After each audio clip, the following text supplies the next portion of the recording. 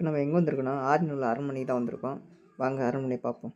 இங்கே பாருங்களேன், என்ட்ரன்ஸில் எந்த அளவுக்கு செம்மையாக கட்டியிருக்காங்கன்னு. இது உங்களுக்கு பார்க்க கதவு மாதிரி தான் தெரியுது. நானும் அப்படி தாங்க நம்பிட்டேன். இது கதவு இல்லைங்க, கதவு மாதிரியே செஞ்சுருக்காங்க. இது கதவு கிடையாது, கதவு மாதிரியே செவுரு தாங்க இது. இங்கே பாருங்கள், உள்ள என்ட்ரன்ஸில் எப்படி இருக்குதுன்னு பாருங்கள். வாங்க உள்ளே போய் பார்ப்போம்.